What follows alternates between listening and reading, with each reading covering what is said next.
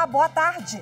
Hoje, 19 de abril, é o Dia dos Povos Indígenas, mas recentemente eles têm muito pouco a comemorar.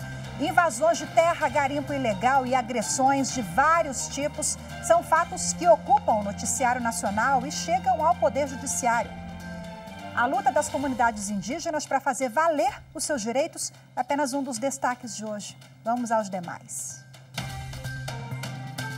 Tribunal Superior Eleitoral cria comissão de promoção de participação indígena no processo eleitoral.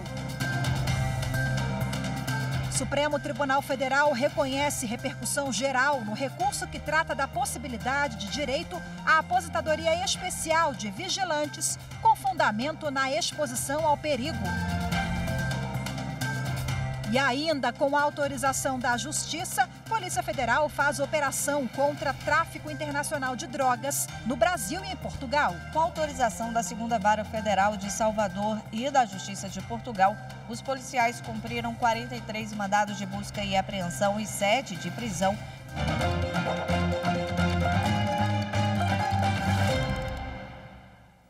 Com a autorização da Justiça, a Polícia Federal deflagrou na manhã de hoje a Operação Descobrimento para desarticular uma organização criminosa especializada no tráfico internacional de cocaína. A investigação contou com a colaboração da Agência Norte-Americana de Combate às Drogas, autoridades de Portugal e do Ministério Público Federal. As investigações começaram em fevereiro de 2021, quando um jato executivo de uma empresa portuguesa de táxi aéreo pousou no Aeroporto Internacional de Salvador, na Bahia, para abastecimento. Após ser inspecionado, foram encontrados cerca de 595 quilos de cocaína escondidos na fuselagem da aeronave.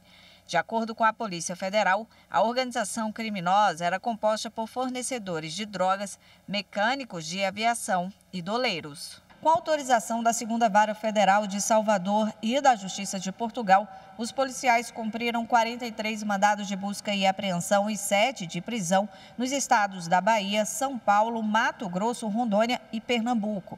Entre os presos está o ex-secretário de Ciências, Tecnologia e Inovação de Mato Grosso, Nilton Borgato. A Justiça de Salvador também determinou a apreensão de bens, sequestro de imóveis e bloqueios de valores de investigados. Os policiais federais também cumpriram 2 mandados de prisão em Portugal, um deles da doleira Nelma Kodama, que já foi condenada na Operação Lava Jato. Ela foi presa em um hotel de luxo em Lisboa como suspeita de participar da organização criminosa. O ministro Alexandre de Moraes, do Supremo Tribunal Federal, negou seguimento a uma ação que questionava o novo entendimento do Superior Tribunal de Justiça sobre credor inerte, que é aquele que deixa de cobrar juros ou correção monetária de valores recebidos em atraso. Segundo o relator, a DPF, a arguição de descumprimento de preceito fundamental, não é o meio processual adequado para questionar o assunto no Supremo. O partido Solidariedade contestava entendimento do Superior Tribunal de Justiça que dispensa a prévia intimação do credor para início da prescrição intercorrente, em caso de extinção da cobrança por falta de bens penhoráveis do devedor. O partido sustentava que o STJ havia alterado, sem modulação, o entendimento sobre o tema até então vigente. Segundo Solidariedade, a aplicação retroativa comprometeria a segurança jurídica e o ato jurídico perfeito. Na decisão, o ministro Alexandre de Moraes explicou que a DPF, arguição de descumprimento de preceito fundamental, é cabível desde que seja observado o princípio da subsidiariedade, que exige o esgotamento de todas as vias possíveis para resolver o caso. No assunto em questão, a cadeia de atos relacionados ao conteúdo da ADPF está submetida regularmente ao sistema recursal, com instrumento processual adequado para revertê-la. Há, inclusive, recurso ao Supremo Tribunal Federal que não foi conhecido e está aguardando julgamento de embargos declaratórios. O Supremo Tribunal Federal vai decidir se vigilantes têm direito à aposentadoria especial com fundamento na exposição ao perigo. O julgamento teve a repercussão geral reconhecida pela Corte. Quem tem as informações é a nossa consultora jurídica aqui da TV Justiça, Gisele Reis. Todos os processos judiciais que tratam sobre a aposentadoria de vigilantes expostos a perigo estão suspensos até uma decisão definitiva do Supremo Tribunal Federal sobre o tema. A legislação previdenciária estabelece que os trabalhadores que exercem atividades com exposição a agentes químicos, físicos e biológicos prejudiciais à saúde têm direito à aposentadoria especial. O Superior Tribunal de Justiça considerou que o direito a esta aposentadoria fica condicionado à comprovação da exposição permanente à atividade nociva e ao risco à integridade física do trabalhador, independentemente do tipo de ocupação. Já o INSS questiona esse entendimento.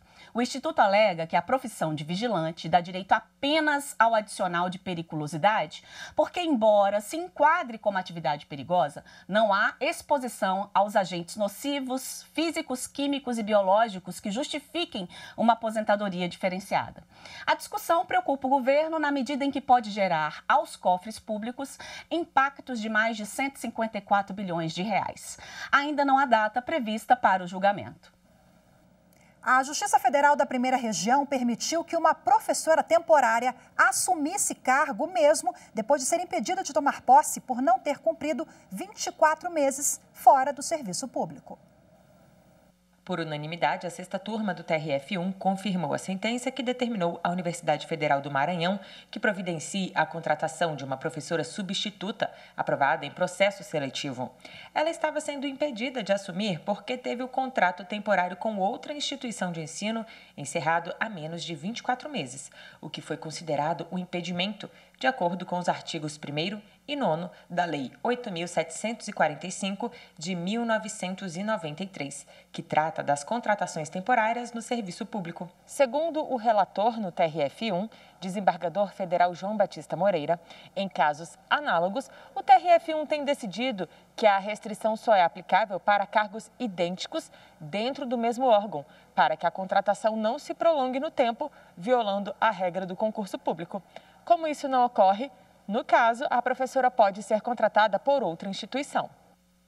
Daqui a pouquinho, no próximo bloco, no Dia dos Povos Indígenas, 19 de abril, vamos falar sobre a luta dos povos pela demarcação das terras e contra a exploração das áreas para mineração. Mas já voltamos daqui a pouquinho.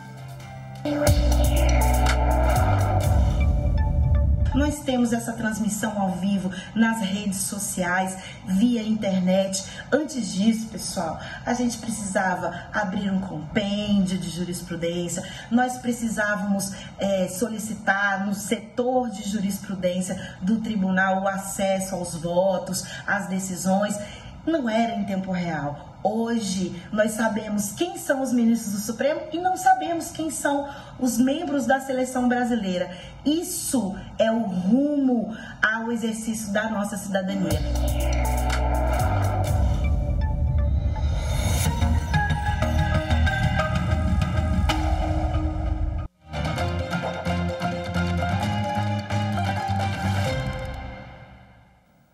Indígenas de todo o país vieram a Brasília para pedir mais atenção das autoridades com as comunidades. Segundo organizadores, cerca de 6.000 pessoas de 172 povos indígenas protestam contra a chamada Agenda Anti-Indígena. Famílias inteiras em barracas improvisadas, muita música, cocar e outros acessórios próprios da cultura indígena. Mas por aqui, o clima não é de comemoração. Todos os anos, próximo ao dia 19 de abril, representantes de comunidades indígenas de todo o país vêm a Brasília reivindicar direitos. Neste ano, eles lutam contra a chamada Agenda Anti-Indígena. Durante os atos, eles caminharam até o Ministério de Minas e Energia. Em frente ao prédio, usaram lama e tinta vermelha como forma de representar as mortes e a violência causadas nos garimpos. Os indígenas protestam contra o projeto que autoriza a exploração de terras para mineração. A proposta do Poder Executivo está para ser votada no Congresso Nacional. Os manifestantes afirmam que o mundo inteiro trabalha com pautas ambientalistas e o Brasil vai na contramão com propostas que podem agravar o desmatamento, acirrar conflitos e acabar com a biodiversidade na Amazônia. Outro assunto polêmico que está na pauta é o marco temporal sobre terras indígenas. A medida prevê que indígenas podem reivindicar somente terras ocupadas por eles antes da promulgação da Constituição de 1988. Após um recurso da FUNAI, o caso veio parar aqui no STF. O julgamento já começou, foi suspenso e deve ser retomado em junho. A decisão pode definir o rumo de mais de 300 processos de demarcação de terras indígenas que aguardam conclusão. Estamos bastante esperançosos porque o judiciário tem fortalecido a democracia e tem cumprido com suas funções institucionais, que é a garantia dos direitos não só dos povos indígenas, mas de toda a população brasileira. Por outro lado, produtores rurais de várias regiões afirmam que o fim do marco temporal pode fazer com que eles sejam obrigados a deixar áreas que já são ocupadas há décadas, o que geraria insegurança jurídica em todo o país.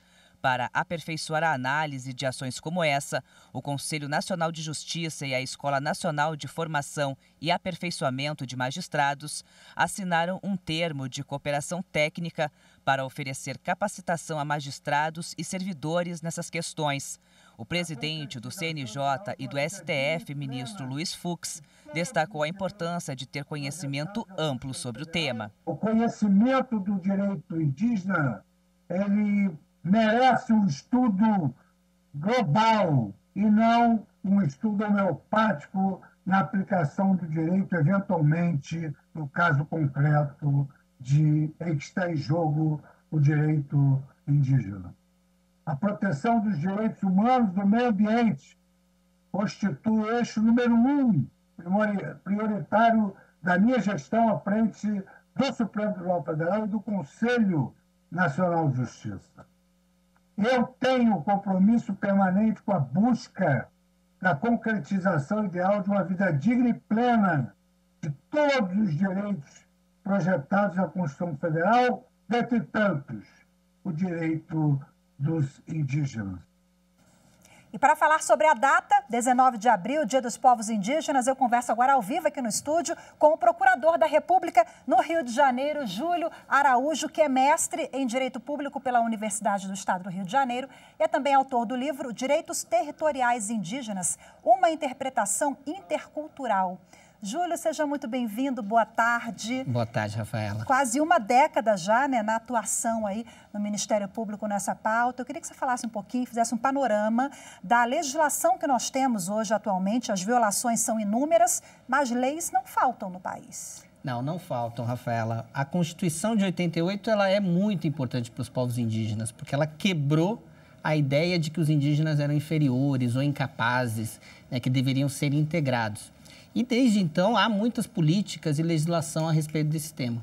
O problema é que ela convive ainda com uma legislação antiga, legislação da época anterior à Constituição, que tem ainda esse viés, esse olhar que ainda predomina no certo senso comum, em certas práticas. Mas a nossa Constituição ela é super importante e é um guia para enfrentar todas as violações e a concretização dos direitos indígenas. Bom, os indígenas hoje estão em Brasília, Dia do Índio, 19 de abril, Dia dos Povos Indígenas.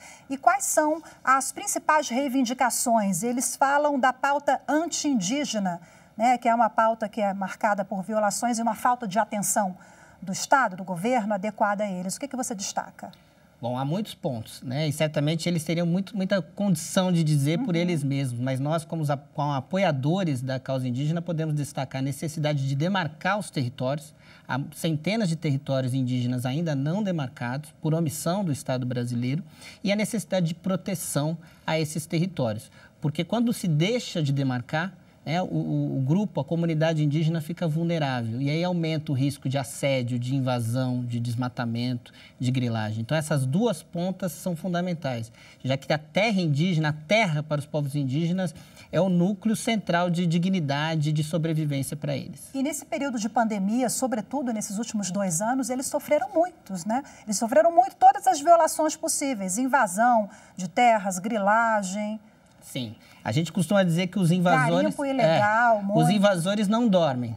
Enquanto todo mundo tinha que ficar em casa, se proteger, e os povos indígenas também, os invasores continuaram atuando e continuaram avançando sobre essas terras. E isso gerou, né, a pandemia acabou sendo um fator detonador de mais violações, porque além da questão da saúde, aumentou a invasão nessas terras, aumentou o contato, aumentou a presença do vírus, e os indígenas certamente foram um dos grupos mais vulneráveis em relação à expansão do coronavírus. E qual que é o papel do Poder Judiciário, do Ministério Público, da sociedade, de todos os atores envolvidos para a gente poder frear essas violações e garantir, né, o que diz a lei maior do país no que se refere à proteção dos povos indígenas? Olha, Rafaela, eu penso que o sistema de justiça tem um papel fundamental a cumprir, né? Como a Constituição ela é esse guia, né, que indica, né, a necessidade de concretização desses direitos, é necessário que o Ministério Público, como não só fiscal da lei, como defensor dos povos indígenas, pelo texto da Constituição, esteja presente. O Judiciário tem que ser uma trincheira de garantia dos povos indígenas enquanto grupo minoritário para que eles não sofram violações. Infelizmente, tem sido. O Supremo Tribunal Federal tem atuado, no caso da DPF 709, por exemplo, de uma maneira muito presente. E a sociedade não pode se omitir. A questão indígena, né, a temática indígena é um problema de todos. Problema no sentido de que nós temos que enfrentar essa desigualdade que é antiga, mas que se aprofundou nos últimos anos. É necessário defender os povos indígenas para defender também o meio ambiente, defender pautas e aprender também com os povos indígenas na sua luta por direitos. Júlio, falando em pautas, né, o Supremo Tribunal Federal já tem data marcada agora no segundo semestre. Em 2022 será julgado o marco temporal, né? Qual é a sua expectativa? Isso vai realmente ser um divisor de águas, né? Pois é, o marco temporal é um tema que aflige muito os povos indígenas e acaba gerando essa omissão que eu mencionei aqui em relação às demarcações, porque ele tenta prever um dia exato para os indígenas estarem na terra e terem esse direito reconhecido. Isso é muito cruel para povos que sofreram expulsões ao longo do tempo, que sofreram essa ideia de incapacidade e que não estavam nas suas terras naquele momento. Então, um julgamento como esse pelo Supremo Tribunal Federal, que é muito aguardado, desde o ano passado, houve várias sessões em que ele foi tratado, é fundamental que esse julgamento ocorra para que a gente tenha as respostas e garanta aquilo que eu disse no começo, né? A demarcação dos territórios e a segurança jurídica para indígenas e não indígenas, porque a segurança jurídica não é seletiva, ela é para todos. E os indígenas precisam dessa segurança jurídica. Maravilha, excelente reflexão para a gente finalizar. Júlia Araújo, Procuradora da República, muito obrigada pela sua participação aqui ao vivo conosco, viu? E continue firme na luta e na defesa, essa pauta muito bacana o seu trabalho, a sua trajetória aí ao longo de todos esses anos, viu? Muito obrigado, foi um prazer estar aqui com vocês na TV Justiça. Obrigada, Júlio. Bom, o Tribunal Superior Eleitoral publicou nesta terça-feira a data que celebra a luta pelos povos, pelos direitos dos povos indígenas, a portaria que cria a Comissão de Promoção de Participação Indígena no processo eleitoral. Essa comissão vai elaborar estudos e projetos para promover a ampliação, a presença desses povos nas diversas fases das eleições. O grupo também vai planejar ações para fortalecer o exercício da capacidade eleitoral dos indígenas, respeitando os respectivos costumes, linguagens e organização social. Veja a seguir no próximo bloco. O Detran de Minas Gerais cria cartilha sobre as mais recentes alterações do Código de Trânsito Brasileiro. Assunto para daqui a pouquinho, voltamos já. Nossa população é uma população extremamente carente e sedenta por justiça.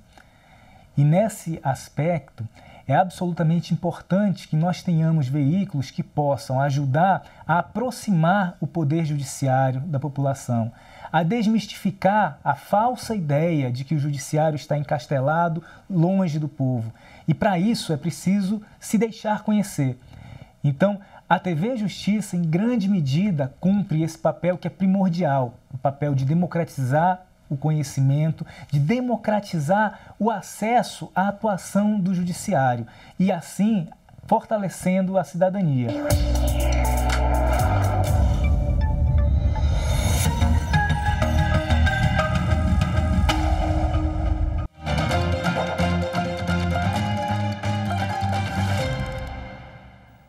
O Conselho Nacional de Justiça está realizando uma pesquisa online sobre a relação do Poder Judiciário com a sociedade. Os formulários podem ser enviados até o dia 18 de maio para cidadãos que tenham sido parte em processos nos últimos 5 anos, para advogados, defensores públicos e integrantes do Ministério Público.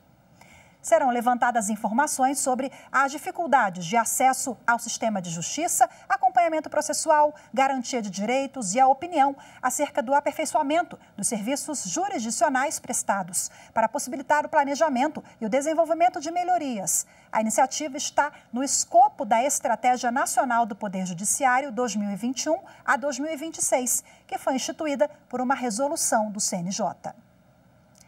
E em Minas Gerais, o Detran criou uma cartilha para manter a população informada sobre as mais recentes alterações do Código Brasileiro de Trânsito. O objetivo é diminuir o número de acidentes e conscientizar as pessoas sobre a importância de seguir a legislação para preservar vidas. No Brasil, de acordo com dados do Observatório Nacional de Segurança Viária, uma pessoa morre a cada 15 minutos por causa de acidentes de trânsito. São cerca de 30 mil mortos a cada ano. O Código de Trânsito Brasileiro entrou em vigor em janeiro de 1998. O Código de Trânsito trouxe uma coisa que foi vital, que foi a municipalização do trânsito. Passou aos municípios, que são os responsáveis pelos problemas locais de cada cidade, passou a eles a responsabilidade não só de pensar, como de organizar e como de operar o trânsito nas cidades. O Código tem 20 capítulos, 341 artigos e trata de temas como infrações, crimes de trânsito e penalidades. Por meio do que o Código de Trânsito mudou e das evoluções que eles foram tendo ao longo dos anos, hoje nós estamos ainda no valor altíssimo, mas já é da faixa de 30 mil mortes por ano no Brasil. Então é uma redução de quase 50% acontecida ao longo dos anos. O Código tem uma escala para as infrações, que são leve, média, grave e gravíssima. Dirigir embriagado e não fazer o teste do bafômetro, por exemplo, são consideradas faltas gravíssimas. As multas para as infrações mais graves podem chegar a quase R$3 mil. O Código também instituiu a pontuação na carteira de habilitação. As infrações gravíssimas contam 7 pontos e as leves, como não usar seta, contam 3 pontos. Atualmente, o limite de pontos passou para 40, mas se o condutor cometer 2 infrações gravíssimas, o limite para suspensão da carteira volta a ser de 20 pontos. O Código sofreu outras mudanças. O prazo para a renovação da CNH é de 10 anos para motoristas de até 50 anos e de 5 anos para quem tem entre 50 e 70 anos. Para maiores de 70, o limite é de 3 anos. As alterações, elas sempre vêm da necessidade, da necessidade de melhorar alguns aspectos que a gente percebe, que é percebido que vão se tornando, assim, motivos, de infrações, de aumento de acidentes, de problemas mesmo na fluidez do trânsito. Então, as inovações sempre vêm com esse objetivo, de melhorar segurança e fluidez. Em Minas Gerais, o Detran lançou uma cartilha que explica detalhadamente as recentes alterações no Código. A gente precisa sempre dessa cultura da educação, do respeito às regras de trânsito, Que sempre que a gente tem uma modificação nas leis, que a gente coloca esse assunto, para a sociedade, a gente traz essa reflexão de mudar comportamento, de mudar atitudes e de conhecer a legislação de trânsito. No Juizado Especial de Belo Horizonte, existe um volume grande de processos relacionados aos crimes de trânsito. A juíza Flávia Birchel, coordenadora dos Juizados Especiais de Belo Horizonte, defende o rigor do Código associado a campanhas educativas. Eu acho que a gente tem que trabalhar na educação. Em todo lado, em todas as esferas, a educação é primordial. Então, a educação no trânsito é mostrar, com ações preventivas de cidadania, de tudo isso, para que a pessoa entenda, que é importante aquela condução. Quando você está ali no trânsito, a sua postura e a sua condução naquele momento, ela é importante e pode atrapalhar a vida de alguém. Porque uma coisa é quando eu faço alguma coisa que atrapalhe só a mim. Mas não, quando eu estou ao volante, eu posso matar uma pessoa, se eu não tiver o cuidado. Então, é muito sério. Bom, com essa reflexão, nós ficamos por aqui. Muito obrigada pela sua companhia. O Jornal da Justiça volta amanhã, primeira edição. Logo mais, 18h30, tem o JJ2. Muito obrigada pela companhia. Ótima tarde. Até amanhã. Tchau, tchau.